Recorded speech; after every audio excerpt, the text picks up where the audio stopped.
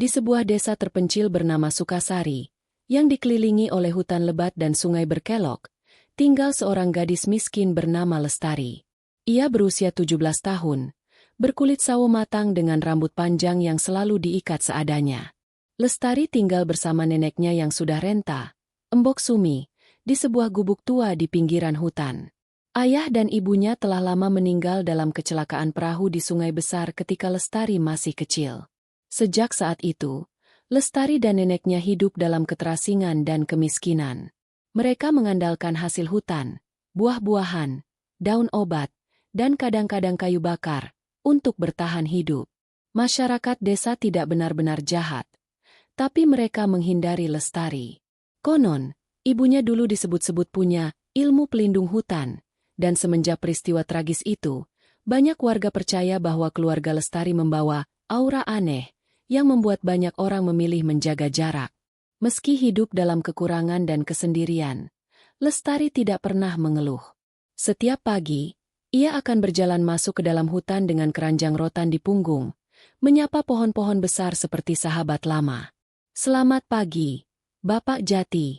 Semoga hari ini kamu melindungiku dari hujannya," ucapnya lembut sambil menyentuh batang pohon tua yang menjulang. Ia selalu berkata bahwa hutan lebih mendengarkan daripada manusia. Ia bisa duduk berjam-jam di bawah pohon sambil mendengar desir angin dan suara burung yang seperti menyapanya balik. Bahkan, hewan-hewan kecil seperti tupai, kelinci, dan burung pipit seringkali muncul mendekat seolah sudah terbiasa dengan kehadirannya. Namun, tak seorang pun di desa menyadari betapa dalam hubungan Lestari dengan alam. Bagi mereka, ia hanyalah gadis miskin yang dikasihani. Pada suatu sore yang mendung, saat Lestari sedang mengumpulkan daun sirih untuk neneknya, angin berhembus kencang dan suara burung-burung tiba-tiba lenyap. Hutan mendadak senyap.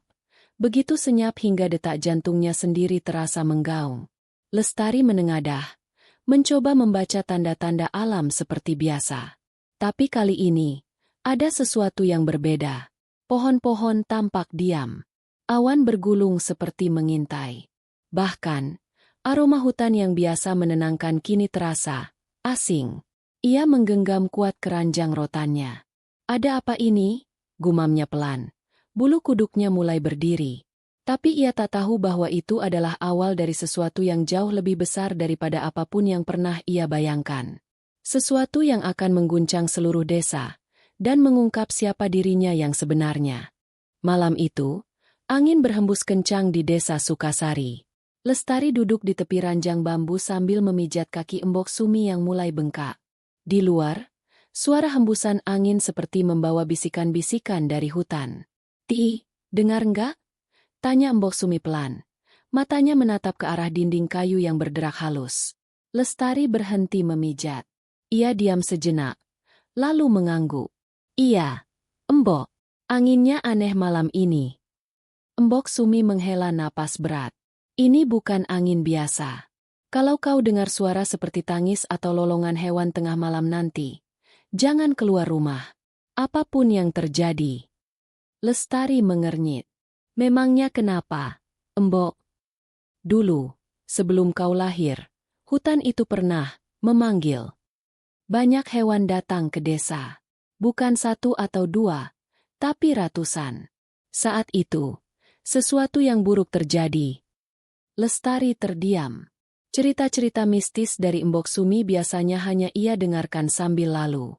Tapi malam ini, entah kenapa, jantungnya berdebar lebih cepat. Pagi harinya, Lestari kembali masuk ke hutan seperti biasa. Namun langkahnya lebih hati-hati. Beberapa batang pohon besar tampak seperti tergores, bekas cakar binatang besar. Ia juga menemukan jejak kaki rusa, babi hutan, dan beberapa yang tidak ia kenali. Semuanya menuju ke arah luar hutan, ke arah desa. Burung-burung tidak berkicau seperti biasanya. Suasana sepi dan berat, seakan alam sedang menahan napas.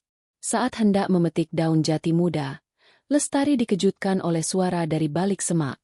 Ia mundur pelan, bersiap untuk kabur. Tapi yang muncul adalah seekor rusa jantan besar, dengan tanduk panjang dan mata coklat teduh. Ia hanya berdiri, menatap Lestari tanpa bergerak.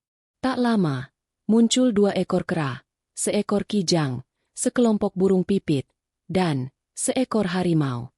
Ya, seekor harimau loreng besar yang berjalan pelan dari balik pepohonan. Lestari terpaku. Tubuhnya gemetar. Tapi anehnya, tak satu pun dari hewan-hewan itu menunjukkan tanda menyerang.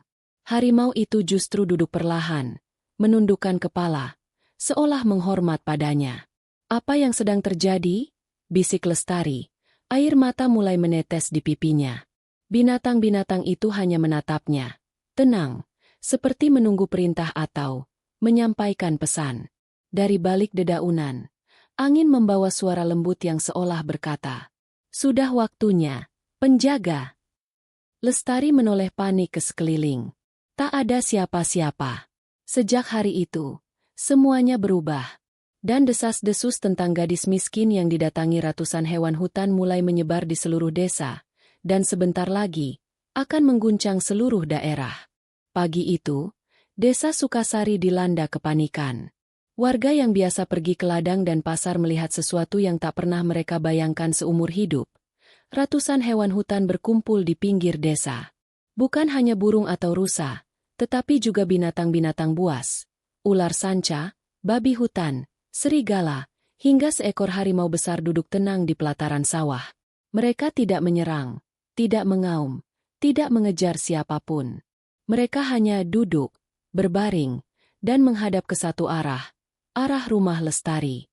Astagfirullah, itu harimau. Kita harus panggil kepala desa. Ini pertanda buruk. Jangan-jangan itu anak si Marni, yang katanya punya darah aneh. Warga mulai berkumpul, wajah-wajah cemas, beberapa membawa obor dan parang. Kepala desa, Pak Raji, datang tergesa dengan napas berat. "Semua mundur. Jangan ganggu mereka. Kita gak tahu apa maksud kedatangan mereka." Tapi ketakutan sudah terlanjur menyebar. Salah satu warga melempar batu ke arah seekor kera besar. Kera itu tidak membalas. Ia hanya berbalik dan berjalan pergi, diikuti oleh beberapa hewan lain. Namun sisanya tetap tinggal, dan tetap menghadap ke arah rumah Lestari. Di dalam rumah, Lestari gemetar. Embok Sumi hanya duduk tenang, seperti tahu apa yang sedang terjadi. "Mereka datang. Akhirnya," gumam sang nenek lirih. "Mereka siapa? Embok? Kenapa ke rumah kita?" tanya Lestari, suaranya bergetar. Embok Sumi mengangguk pelan. "Dulu, ibumu pernah menyelamatkan nyawa seekor burung hantu putih. Sejak saat itu, ia diberi tanda oleh roh penjaga hutan. Ibumu memilih meninggalkan semuanya demi hidup sebagai manusia biasa.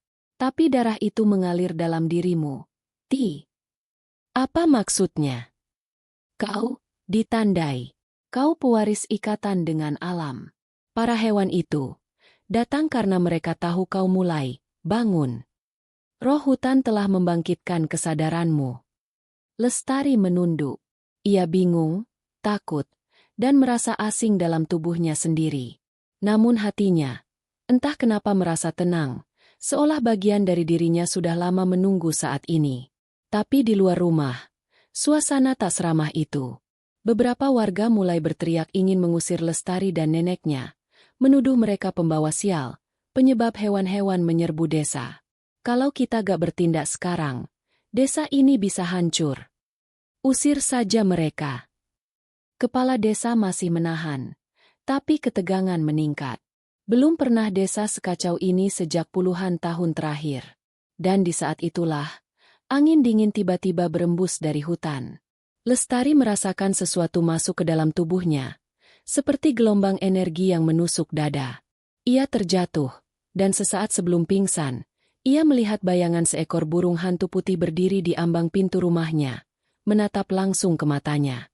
Lestari terbangun menjelang tengah malam. Tubuhnya terasa ringan, tapi di dahinya menempel kain basah. Embok Sumi duduk di sebelahnya sambil melantunkan doa-doa pelan. "Kau pingsan sejak tadi siang. Aku kira roh penjaga menolakmu," gumam sang nenek. Lestari menggeliat pelan.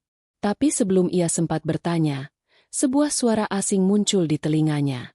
Suara itu tidak berasal dari luar, melainkan dari dalam pikirannya. "Penjaga, Waktu kita hampir habis. Ia menoleh cepat, menatap keluar jendela. Dan di sanalah, seekor burung hantu putih bertengger di dahan mangga depan rumahnya. Matanya menatap tajam, tak berkedip. Tubuh Lestari tiba-tiba panas, dan penglihatannya berubah. Dalam sekejap, ia tak lagi berada di dalam rumah. Ia berdiri di sebuah tanah luas yang penuh api dan pohon-pohon roboh. Di sekitarnya, ratusan hewan mati tergeletak, dan dari balik kabut, tampak bayangan besar hitam mendekat. Kau harus ingat siapa dirimu. Jika kau tidak bangkit, alam akan binasa. Penjaga sebelumnya memilih diam. Kau tidak boleh begitu. Lestari berteriak. Apa maksudmu? Siapa aku sebenarnya? Tapi suara itu hanya berkata, bangkitlah, warisan Marni. Darahmu menyatu dengan akar bumi. Sudah waktunya kau memilih, diam atau melawan. Tiba-tiba, bayangan hitam itu menyerangnya, dan ia terbangun, berkeringat, menangis, dan menggigil. Pagi harinya, kabar kehadiran burung hantu putih dan kesurupan Lestari menyebar cepat. Beberapa warga mulai yakin bahwa Lestari membawa kutukan. Mereka mendesak kepala desa untuk mengusirnya sebelum terjadi sesuatu yang lebih buruk. Anak itu harus pergi. Kalau tidak, kita semua bisa celaka. Kalian lupa? Tanda seperti ini dulu muncul sebelum kebakaran besar puluhan tahun lalu. Namun, tak semua warga setuju. Ada beberapa yang justru merasa takjub. Bagaimana bisa binatang buas tak menyentuhnya? Mungkin dia bukan ancaman. Mungkin dia penyelamat. Konflik mulai membelah warga menjadi dua kubu. Yang percaya Lestari adalah kutukan, dan yang percaya ia adalah harapan. Sementara itu, Lestari sendiri mulai merasa perubahan dalam dirinya. Saat menyentuh pohon, ia bisa mendengar napasnya. Saat menyentuh tanah, ia bisa merasakan denyut halus seperti jantung yang berdetak. Dan ketika ia memejamkan mata, ia bisa melihat apa yang terjadi di hutan. Pohon-pohon yang tumbang, lubang-lubang tambang liar, dan makhluk-makhluk gelap yang merayap keluar dari balik tanah retak. Lestari tahu, semuanya belum berakhir. Sebaliknya, ini baru permulaan. Sejak mimpi tentang bayangan hitam dan burung hantu putih itu, Lestari mulai mengalami perubahan aneh. Ia kini bisa mendengar suara-suara yang tidak didengar orang lain. Bisikan akar, keluh kesah angin, hingga suara lirih dari air yang mengalir di sungai. Namun bersamaan dengan itu, tekanan dari warga desa semakin menjadi-jadi. Kepala desa, Pak Raji, memanggil Embok Sumi dan Lestari ke balai desa. Wajahnya tegang, dan di ruangan itu, sudah menunggu beberapa tokoh penting desa, termasuk Mbah Karta, tetua yang dikenal menyimpan banyak rahasia masa lalu. Kami minta maaf, Embok, Lestari. Tapi warga sudah takut. Mereka merasa keberadaan kalian membawa petaka. Kata Pak Raji hati-hati. Embok Sumi mengangguk tenang. Kami mengerti. Namun sebelum mereka sempat pergi, Mbah Karta menatap tajam ke arah Lestari dan berkata pelan. Darah penjaga itu bangkit lagi, ya? Seluruh ruangan terdiam. Lestari menoleh cepat. Apa maksud Mbah? Dulu, sebelum kamu lahir, desa ini pernah dilindungi oleh seseorang seperti kamu. Namanya Marni. Ia bisa berbicara dengan hewan, menyembuhkan luka tumbuhan, dan menghentikan banjir hanya dengan satu bisikan ke bumi. Tapi orang-orang takut padanya. Mereka mengusirnya. Tak lama setelah itu, hutan mulai rusak. Tambang-tambang masuk. Sungai-sungai mengering. Pak Raji menunduk. Dan kini, semua mulai terulang kembali. Di hutan, hewan-hewan mulai gelisah. Banyak dari mereka mulai meninggalkan sarang. Gajah liar dari timur muncul, mencari tempat aman. Macan tutul dari perbukitan turun. Bahkan keluarga beruang madu berkeliaran hingga ke pinggir sawah. Lestari tahu, ini bukan karena mereka mengungsi dari manusia, tetapi dari sesuatu yang jauh lebih kelam. Apa yang kau lihat, Ti? Tanya Embok Sumi suatu malam. Ada lubang besar di tengah hutan. Tanahnya hitam, seperti luka. Dan dari dalamnya, keluar makhluk-makhluk seperti bayangan. Mereka makan akar pohon. Mereka minum air sungai. Mbok Sumi gemetar. Ia lalu membuka sebuah peti tua dari bawah ranjang. Di dalamnya ada kain panjang hijau lumut dan kalung kayu bertatahkan batu giok tua. Ini milik ibumu. Ia mewarisinya dari penjaga sebelum-sebelumnya. Sekarang saatnya kau mengenakannya. Dengan tangan gemetar, Lestari mengenakan kalung itu. Seketika, tubuhnya terasa dialiri energi hangat. Ia bisa mendengar suara-suara makin jelas. Tapi di balik itu, juga datang rasa takut yang tak tertahankan. Aku belum siap, bisiknya pelan. Tak ada yang siap menjadi penjaga, Ti. Tapi jika kau menolaknya, semuanya akan hancur. Dan untuk pertama kalinya, Lestari sadar, ia tak lagi bisa lari. Ia harus memilih untuk berdiri, atau membiarkan kegelapan menelan desanya. Hari itu, langit desa Wana Lestari tampak kelabu. Angin bertiup aneh, seolah membawa pesan dari masa lalu. Lestari, dengan kalung batu giok di leher dan kain hijau warisan ibunya di tubuhnya, berdiri di tepi hutan. Tatapannya menembus lebatnya pepohonan, tempat suara-suara lirih tak henti memanggil namanya. Waktunya, Ti, bisik Mbok Sumi. Kalau kau tak masuk ke sana sekarang, malam ini mungkin menjadi malam terakhir kita. Lestari mengangguk. Meski hatinya gentar, kakinya tak goyah. Ia melangkah ke dalam hutan, dan seketika, dunia berubah.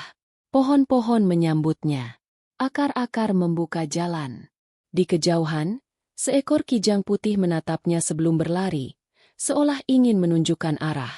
Namun, semakin jauh ia melangkah, hawa dingin semakin terasa. Burung-burung tak bersuara. Udara begitu berat hingga Lestari sulit bernapas. Lalu ia melihatnya. Lubang besar menganga di tengah hutan, seperti luka raksasa di tubuh bumi. Asap hitam pekat mengepul darinya. Dan dari dalam, makhluk-makhluk bayangan merangkak keluar perlahan. Itulah mereka, bisik suara dalam pikirannya. Pemakan akar, penggali kehancuran. Mereka muncul saat penjaga tidak ada. Tiba-tiba, dari balik semak, 3 ekor harimau Sumatera muncul. Lestari mundur, panik, namun mereka tak menyerang. Mereka hanya menunduk, dan berjalan mengitari lubang itu, menjaga perbatasan. Mereka menunggu perintah, ujar suara itu lagi. Kau adalah penjaga. Kini, kau harus memilih, lawan mereka dengan kekuatanmu, atau dengan keberanianmu. Di desa, malam itu, langit berubah gelap luar biasa. Angin berhenti. Seekor burung gagak hitam muncul di setiap atap rumah. Anak-anak menangis. Tua muda mengunci pintu dan mematikan lampu. Dan dari dalam tanah, getaran aneh mulai terasa. Ini bukan gempa biasa, bisik Mbah Karta. Tanah sedang marah. Sementara itu, Lestari menutup matanya. Ia duduk bersila di tepi lubang itu, meletakkan kedua tangannya ke tanah. Dalam diamnya, ia berbicara, bukan dengan mulut, tetapi dengan jiwa. Aku tidak tahu bagaimana caranya, tapi aku akan melindungi tempat ini. Jika aku harus menyerahkan diriku, maka ambillah. Tapi jangan ambil mereka. Jangan ambil hutan ini. Saat itu juga, cahaya hijau menyala dari kalung di lehernya. Tanah bergetar. Akar-akar menjulur ke udara dan membungkus lubang hitam itu, menahannya perlahan. Makhluk-makhluk bayangan menjerit, tapi tertahan oleh dinding akar dan cahaya. Tapi semua itu hanya sementara. Lestari tahu, ini bukan kemenangan, ini hanya awal dari perang panjang. Dan dari kejauhan, sesosok bayangan tinggi berdiri di antara pohon-pohon. Bayangan seorang manusia, tapi matanya hitam seluruhnya. Jadi, kau akhirnya muncul, penjaga baru, katanya dengan suara retak. Sayang, kau terlambat. Bayangan tinggi itu melangkah maju, meninggalkan jejak gosong di tanah yang diinjaknya. Pohon-pohon di sekitarnya layu. Daunnya gugur meski angin tak berembus. Lestari menatap makhluk itu, seorang pria tua dengan sorot mata hitam legam, mengenakan jubah dari kulit kayu yang hangus. Siapa kau? Tanya Lestari, Suaranya serak menahan ketakutan. Aku adalah sisa dari yang pernah dipercaya, dan yang kini dilupakan, jawabnya. Aku adalah Dharma, penjaga yang dibuang oleh manusia seperti kalian. Mendengar itu, dada Lestari mencelos. Kau, penjaga juga. Dulu, sampai orang-orang menghancurkan hutan ini demi batu dan emas. Mereka membunuh hewan-hewan yang kulindungi, dan saat aku melawan, mereka menyebutku kutukan. Jadi aku memilih menjadi kutukan. Akar-akar di sekeliling lubang yang sebelumnya menjulang kini mulai mengering. Energi Lestari melemah. Kalung gioknya bergetar panas. Makhluk-makhluk bayangan mulai mendesak lagi, mencakar batas akar yang mulai rapuh. Kau tidak bisa melawan aku, Lestari. Dharma mendekat. Karena bagian dari kekuatanmu berasal dariku. Lestari terhuyung, tapi sebelum jatuh, seekor beruang madu besar datang dan berdiri di belakangnya. Di sisi lain, dua elang Jawa terbang rendah, menyambar makhluk bayangan dan menjerit keras, mengusir kegelapan. Kau tidak sendiri, bisik suara dari dalam kalung giok. Ingat siapa yang kau lindungi. Ingat siapa yang mempercayaimu. Saat itu, kilatan cahaya muncul di langit. Dari arah desa, Embah Karta dan Embok Sumi datang membawa pusaka tua, tongkat penjuru hutan dan tempat air dari batu obsidian.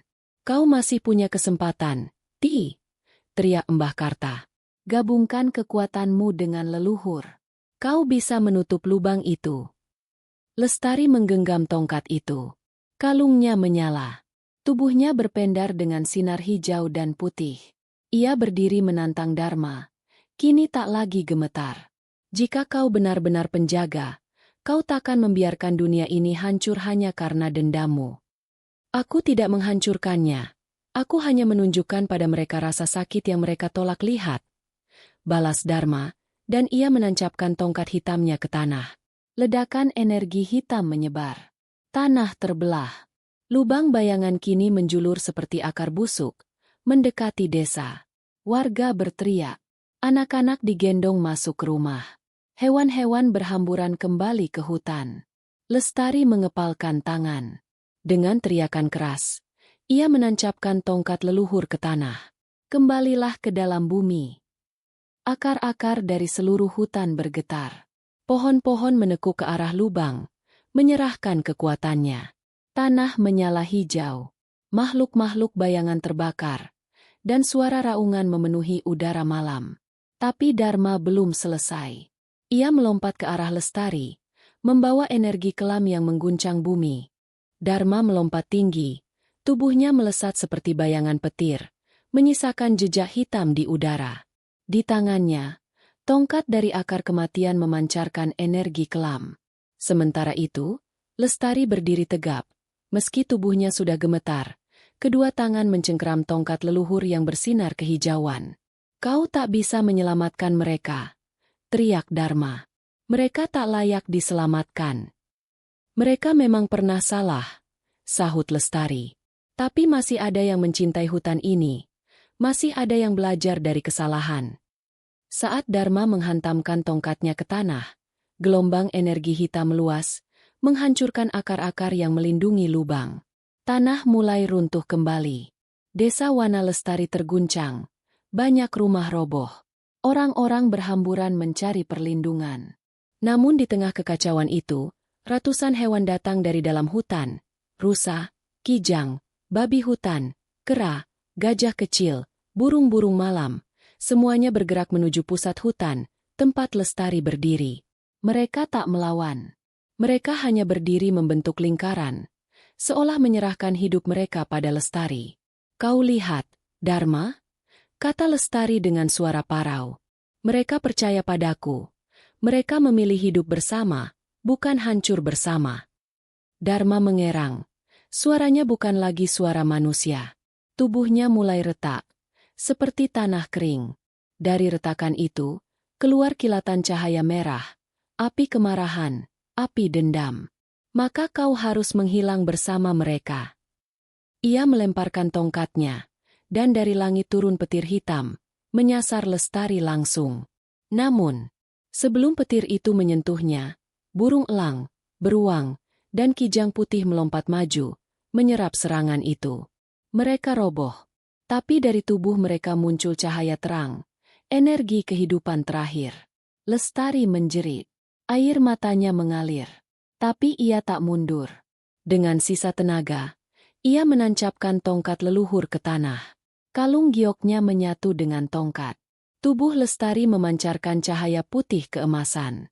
Dan saat ia berteriak, "Aku tidak melawanmu, Dharma. Aku mengakhiri deritamu." Sebuah cahaya besar meledak dari pusat lingkaran, menerangi seluruh hutan. Tanah menutup kembali. Lubang menghilang. Makhluk-makhluk bayangan mencair menjadi embun. Dan Dharma, dalam cahaya itu, menangis untuk pertama kali. "Andai aku sekuat kau, Lestari, aku mungkin tidak akan menjadi seperti ini." Lalu ia menghilang, bersama bayangan dendam yang telah menghantuinya selama puluhan tahun. Lestari roboh, tubuhnya kelelahan, tapi senyuman damai menghiasi wajahnya. Hutan hening, cahaya mulai meredup. Hewan-hewan mendekat, menjilati tangannya, dan berbaring di sekitarnya, menemani sang penjaga muda yang telah mengorbankan segalanya. Di desa, pagi pun tiba. Untuk pertama kalinya dalam puluhan tahun, burung-burung bernyanyi sebelum matahari terbit. Mbah Karta memandang ke arah hutan sambil meneteskan air mata. Penjaga sejati telah bangkit. Seminggu telah berlalu sejak malam itu, malam ketika bumi berguncang, dan langit diterangi oleh cahaya yang tidak berasal dari matahari. Desa Wana Lestari perlahan bangkit dari puing-puing. Rumah-rumah yang roboh dibangun kembali oleh tangan-tangan warga yang kini saling membantu tanpa diminta. Suasana desa tak lagi muram seperti dulu. Tak ada lagi ketakutan, hanya keheningan yang menyimpan rasa syukur. Namun yang paling mencolok adalah perubahan di hutan. Hutan yang dulunya suram dan mengeluarkan bau tanah busuk kini menjadi segar dan terang. Pohon-pohon yang sempat menghitam kini tumbuh daun muda. Di pagi hari, awan kabut lembut menyelimuti pepohonan, dan suara satwa terdengar bersahut-sahutan. Jejak kaki Lestari tak pernah kembali ke desa. Sejak malam pertempuran itu, Lestari tidak pernah terlihat lagi. Banyak warga percaya bahwa ia telah menyatu dengan hutan, menjadi bagian dari akar, daun, dan udara. Tapi Mbah Karta tahu lebih dari itu. Ia sering berjalan ke batas hutan dan berdiri diam, mendengarkan. "Kau di sana, kan, Ti? Aku bisa merasakannya." Suatu malam, ketika langit bersih dan bintang jatuh melintas, seekor kijang putih muncul di pinggir hutan, memandangi desa tanpa takut. Di atas kepalanya ada bunga melati putih yang bersinar samar. Kijang itu menatap Mbah Karta sejenak, lalu kembali masuk rimbunnya pepohonan. "Dia hidup, tapi bukan seperti dulu lagi," bisik Mbah Karta. "Jejak kaki warisan sang penjaga." Kalung giok yang dulunya dikenakan Lestari kini tergantung di tengah balai desa. Di bawahnya tertulis, "Untuk yang percaya pada kehidupan, bahkan ketika kehidupan itu tak memberinya apa-apa." Anak-anak desa kini sering bermain di pinggir hutan, tanpa ketakutan. Mereka bahkan menanam bibit pohon di tepi sungai. Warga mulai menyadari, hutan bukanlah musuh, tapi saudara yang dilupakan. Embok Sumi kini membuka dapur umum. Setiap hari, ia memberi makan siapapun yang datang, manusia ataupun hewan.